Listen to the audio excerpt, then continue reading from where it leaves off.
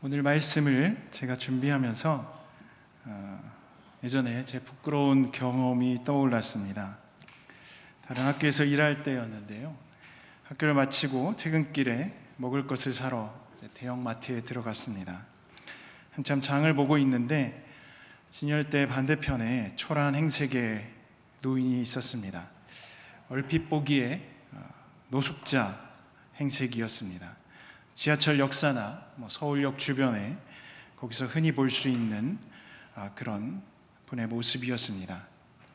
순간 돈도 없으실 텐데 왜 굳이 여기까지 들어와서 그러실까? 여기서 구걸을 하시려고 하는 건가 하는 생각이 스쳐 지나갔습니다. 근데 제 카트를 움직이면서 그분의 모습 전체가 보이는데 순간 그분의 전 모습을 보고 정지된 상태로 얼어버렸습니다. 그분 왼손에 들려있는 성경책, 꼭 붙잡고 있는 성경책이 눈에 들어오더라고요. 경건하게 가슴에 성경책을 붙들고 계셨습니다. 그분의 눈과 마주쳤는데 제가 얼마나 부끄러웠는지 모릅니다. 베드로가 예수님을 3번 부인하고 몹시 울었다고 하는데 엎드려서 영어로는 broke down and wept라고 되어 있습니다. 그래서 마음이 무너져서 울었다고 되어 있는데 그 자리에서 제 마음이 무너지더라고요. 당신은 여기에 어울리지 않는 것 같아 하고 품었던 그 보이지 않는 오만함이 정말 부끄러웠습니다. 우리 쓰레기 기사를 쓰는 기자들을 기레기라고 하는데 내가 쓰레기 같은 목내기였구나 하는 그런 뼈아픈 자각의 순간이었습니다. 현타라고 할까요? 그래서 오늘 본문을 읽으면서 그 지극히 작은 자에게 대해서 예수께서 하라고 하신 것을 하지 못하는 그 제 모습이 떠올랐고 그래서 오늘 그 부끄러움을 안고 말씀을 전하려고 합니다. 얼마 전에 유튜브에 한 교회 청년부 예배 영상이 올라왔습니다. 상가 교회 앞에 노숙자가 앉아 있습니다. 비도 추적추적 내려서 노숙자의 건강에 좋지 않을 상황입니다. 대부분 그냥 지나치는데 그 교회를 들어가는 집사님과 권사님 중에 괜찮냐 묻고 먹을 것도 주려고 이리 와서 밥 먹으라고 하는데 그 노숙자는 움직이지 않았습니다. 그래서 112에 신고를 했어요. 경찰이 와서 데려가려고 했더니 본인이 이러저러한 사정이 있다 얘기하면서 경찰을 돌려보냈습니다.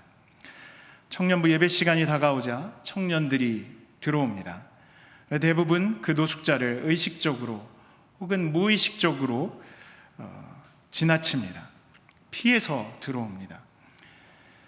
예배 시간이 다 됐습니다. 예배 인도자가 전사님이 안 와서 막 콩닥콩닥 두려워하는 마음으로 있었습니다. 그때 노숙자가 일어나더니 계단을 올라 교회로 들어갑니다. 그리고 예배당 가운데로 지나갑니다. 예배 참여한 청년들이 왜 저 사람이 여길 들어오지? 하는 불안한 눈빛으로 바라봅니다. 강단에 그 노숙자가 서서 가발을 벗고 분장을 지우니 담당 전도사님인 겁니다.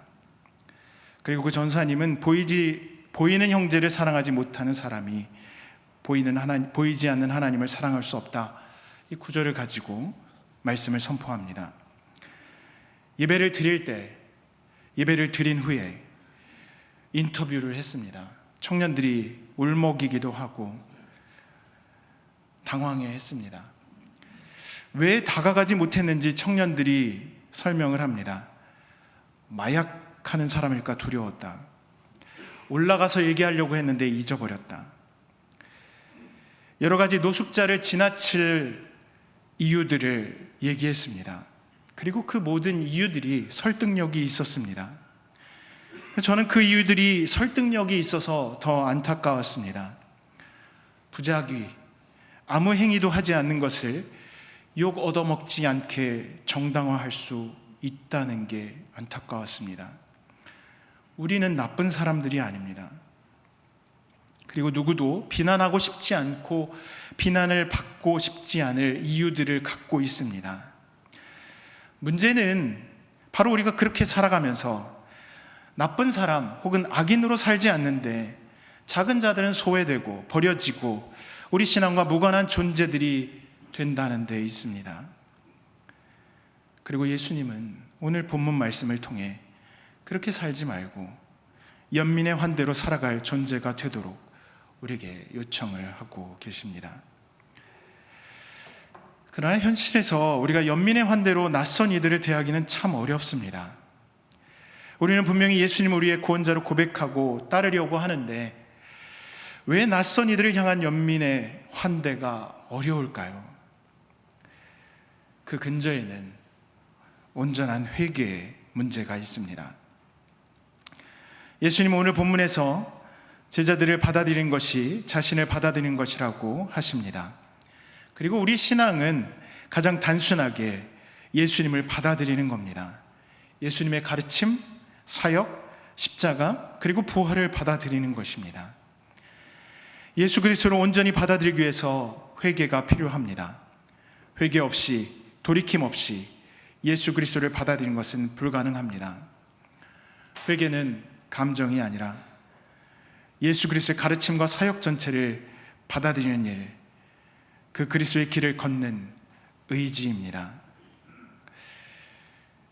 예수님께서 이 땅에 오셔서 한 사역을 보면 가난한 이들에게만 초점이 있다고 생각하기 쉽습니다.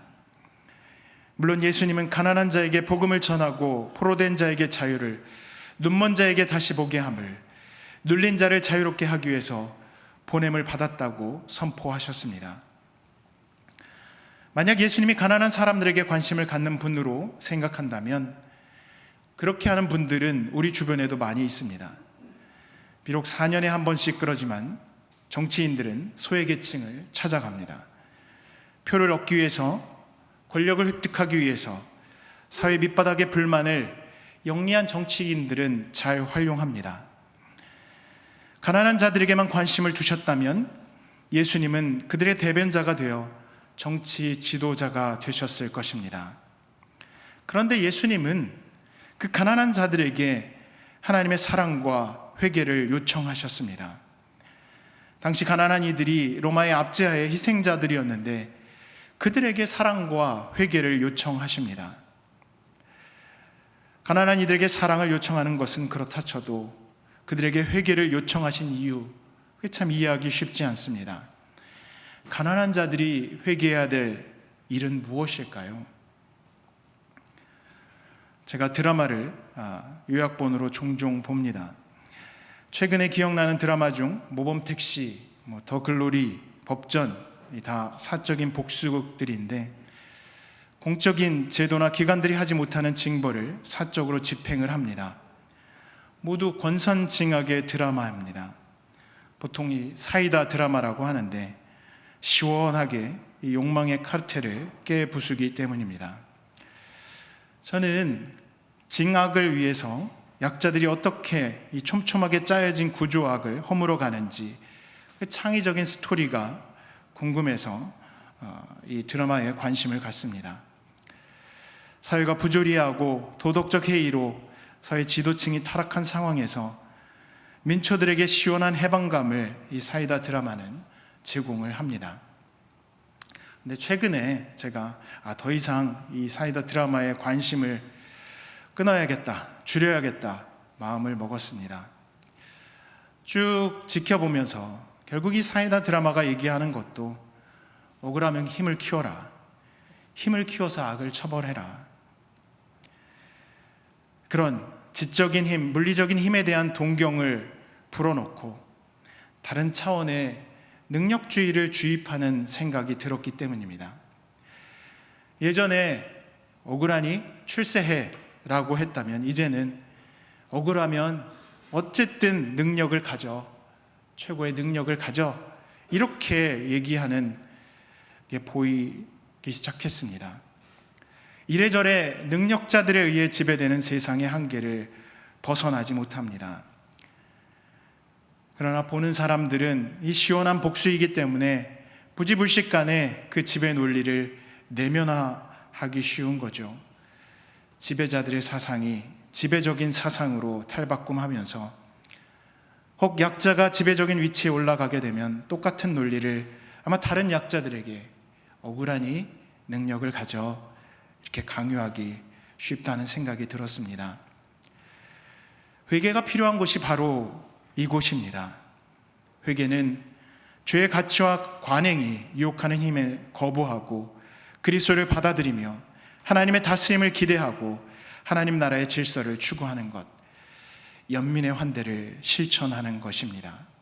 그게 예수 그리스도께서 가르치신 회개의 모습입니다. 억울했었지만 하나님의 도우심을 받아서 출세했다고 감사의 고백을 드릴 수 있습니다. 그러나 우리는 안타깝게도 출세해서 또 억울한 사람들을 만들어내기 쉽습니다. 요즘 드라마를 보면 교회는 선의 장소가 아니라 위선의 장소로 등장합니다. 그게 사회가 교회를 보는 시선입니다. 예수님은 우리에게 악한 구조에서 높은 곳에 올라가라고 요청하신 적이 없습니다. 전혀 다른 가치를 가지고 살아가라고 요청하십니다. 그래서 회개는 강한 자나 약한 자 모두에게 필요합니다. 강자는 지배의 욕망을 회개해야 되고 약자는 강자를 시기하며 내면화하는 그 지배의 욕망을 회개해야 합니다. 그 회개는 우리가 노숙자에 대한 인격을 무시하고 실직자들을 무능한 자들이라고 비난하고 삶의 터전을 잃어 난민으로 우리 교회 곁에 온 이들에게 본국으로 돌아가라고 닥달하는 다그침, 다른 종교를 가진 이민자들에게 대한 조롱, 이 모든 것들을 거부합니다.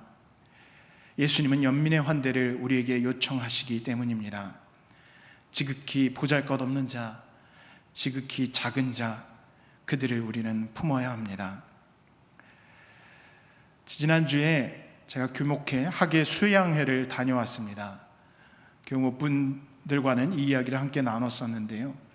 수양회 주제 발표자가 이화여대 석좌 교수인 생물학자 최재천 박사님이셨습니다.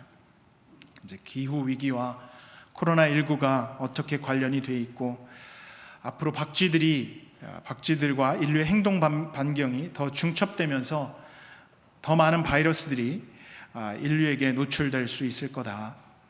더 위험은 늘어날 거다. 이런 얘기를 하셨습니다.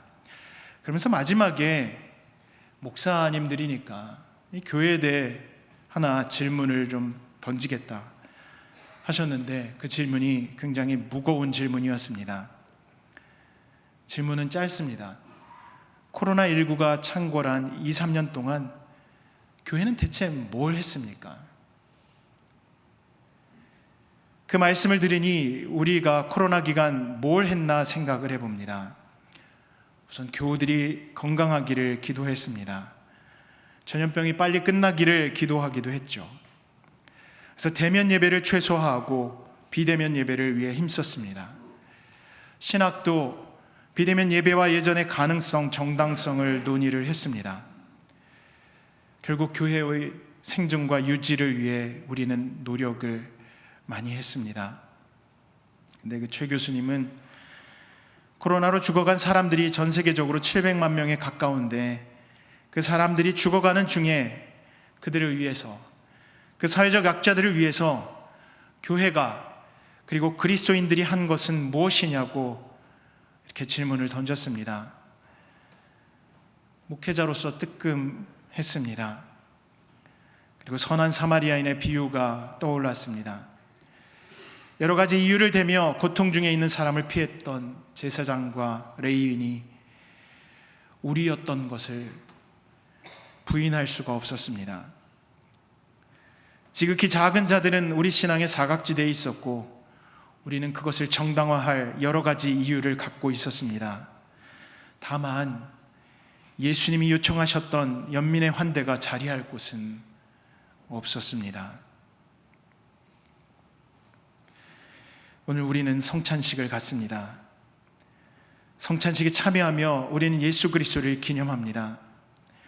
그리스도의 살과 피를 나누며 우리는 그리스도와 하나가 됩니다.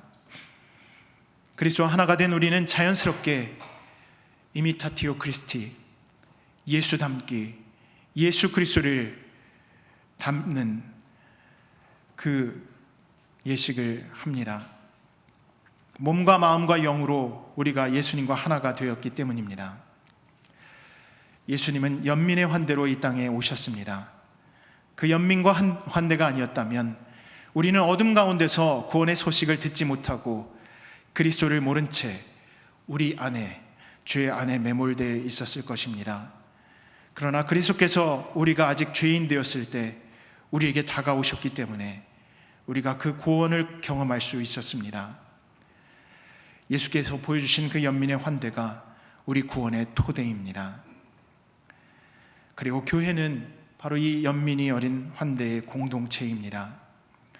작은 자 하나에게도 냉수를 주라고 예수님은 말씀하십니다. 그래서 우리는 우리 주변의 작은 자들에게 눈을 돌려야 합니다.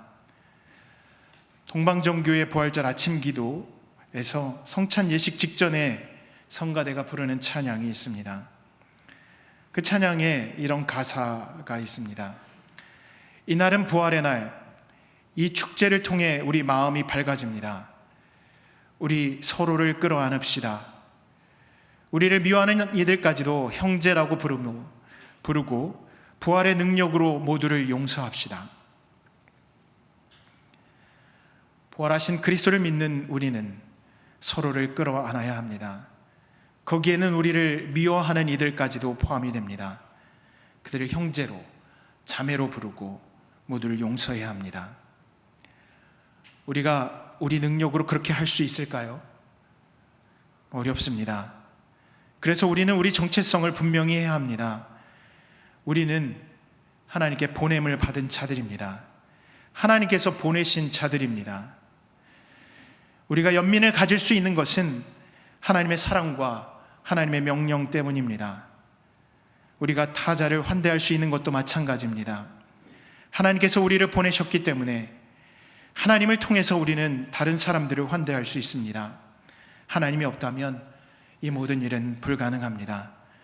그러나 하나님이 계시다면, 우리 안에 예수 그리스도를 우리가 모시고 있다면 우리는 연민의 환대를 할 수 있고 연민의 환대를 해야만 합니다. 자녀들을 걱정하고 보살피십니까?